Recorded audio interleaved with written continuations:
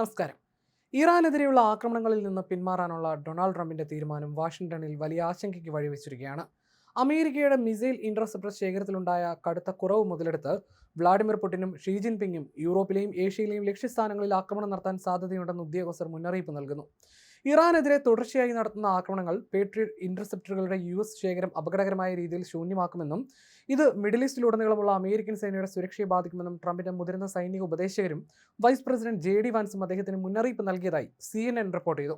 നയതന്ത്ര ചർച്ചകൾക്കുള്ള വഴി തുറക്കുന്നതിനായി 13 ദിവസം തുടർച്ചയായി നടത്തിയ ആക്രമണങ്ങൾ പ്രസിഡന്റ് അവസാനിപ്പിച്ചു എന്ന ഉദ്യോഗസ്ഥരുടെ അവകാശവാദത്തെ തുടർന്ന് വാരാന്ത്യത്തിൽ US ഉം ഇറാനും ആക്രമണങ്ങൾ താൽക്കാലികമായി നിർത്തിവെച്ചിരുന്നു. എന്നിരുന്നാലും US-ന്റെ ആയുധ ശേഖരത്തിന്റെ കുറവ് ചൂണ്ടിക്കാട്ടി ഇറാനെ ആക്രമിക്കുന്നതിൽ നിന്ന് ട്രംപ് പിന്മാറിയത് അദ്ദേഹത്തിന്റെ ഏറ്റവും വലിയ എതിരാളികളായ വ്ളാഡിമിർ പുടിനും ഷീ ജിൻപിങ്ങിനും നേട്ടമായേക്കാം. US-ന്റെ ഈ ആയുധക്ഷാമം മോസ്കോയുടെയും ബീജിംഗിന്റെയും തീരുമാനങ്ങളെ സ്വാധീനിക്കുന്നുണ്ടെന്നും യുക്രൈനിലും നാറ്റോയുടെ കിഴക്കൻ അതിർത്തികളിലും വീണ്ടും സമ്മർദ്ദം ശക്തമാക്കാൻ പുടിനും തായ്വാനെതിരെ നടപടിയെടുക്കാൻ ഷീ ജിൻപിങ്ങും ആലോചിക്കുന്നതായി US ഉദ്യോഗസ്ഥർ ഭയപ്പെടുന്നതായും ന്യൂയോർക്ക് ടൈംസ് റിപ്പോർട്ട് ചെയ്യുന്നു. അമേരിക്കൻ ആയുധ ശേഖരത്തിൽ ഏറ്റവും കൂടുതൽ ആവശ്യക്കാരുള്ള ആയുധങ്ങളിലൊന്നാണ് പേട്രിയറ്റ് ഇന്റർസെപ്റ്ററുകൾ.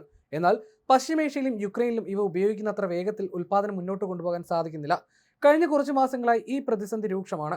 കീവിന് ആയുധങ്ങൾ അയക്കുന്നതിനൊപ്പം മറ്റ് പ്രദേശങ്ങളിലെ US സൈനിക താവളങ്ങളുടെയും സഖ്യകക്ഷികളുടെയും ആവശ്യങ്ങൾ നിറവേറ്റാൻ വാഷിംഗ്ടൺ പ്രയാസപ്പെടുകയാണ്. എന്നാൽ ആയുധ ശേഖരത്തിൽ കുറവുണ്ടെന്ന വാർത്തകൾ വൈറ്റ് ഹൗസ് നിരന്തരം നിഷേധിക്കുകയാണ്. പ്രസിഡന്റ് ഉത്തരവിടുന്ന ഏത് ദൗത്യവും നടപ്പിലാക്കാനുള്ള ശേഷി സൈന്യത്തിനുണ്ടെന്ന് കരോലിൻ ലീവിറ്റ് ഉറപ്പിച്ചു പറഞ്ഞു. ആയുധക്ഷാമം പുടിൻ യുക്രൈനിൽ മുതലെടുക്കുമെന്ന് ഉദ്യോഗസ്ഥർ ആശങ്കപ്പെടുന്നതിനിടെ യുദ്ധം ഇറാന്റെ വടക്കൻ സമുദ്ര മേഖലകളിലേക്കും വ്യാപിച്ചിരിക്കുകയാണ്. കാസ്പിയൻ കടലിലെ കപ്പലുകൾക്ക് നേരെ ശനിയാഴ്ച യുക്രൈൻ ആക്രമണം നടത്തി. ഇതിലൊന്ന് ഇറാന്റെ വാണിജ്യ കപ്പലാണെന്ന് ടെഹ്റാൻ അവകാശപ്പെടുന്നു.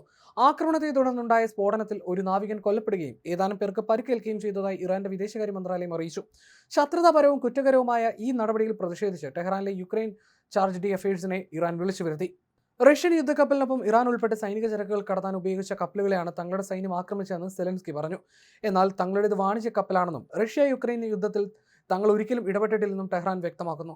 ഹോർമുസ് കടലിടുക്കിലെ കപ്പൽ ഗതാഗത സ്വാതന്ത്ര്യം, ഇറാന്റെ ആണവ മിസൈൽ പദ്ധതികൾ, ഉപരോധങ്ങളിൽ നിന്നുള്ള ഇളവുകൾ എന്നിവയെക്കുറിച്ച് ചർച്ച ചെയ്യുന്നതിനായി 60 ദിവസത്തെ സമയം അനുവദിച്ചുകൊണ്ട് ജൂൺ പകുതിയോടെ US-ഉം ഇറാനും 14 പോയിന്റുകളുള്ള ധാരണാപത്രത്തിൽ ഒപ്പുവെച്ചിരുന്നു.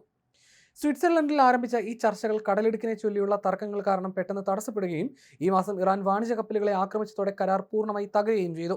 ഇറാന്റെ കമാൻഡ് സെന്ററുകൾക്കും മിസൈൽ കേന്ദ്രങ്ങൾക്ക് നേരെ രാത്രികാല ബോംബാക്രമണം നടത്തിയും നാവിക ഉപരോധം പുനഃസ്ഥാപിച്ചുമാണ് US ഇതിന് മറുപടി നൽകിയത്.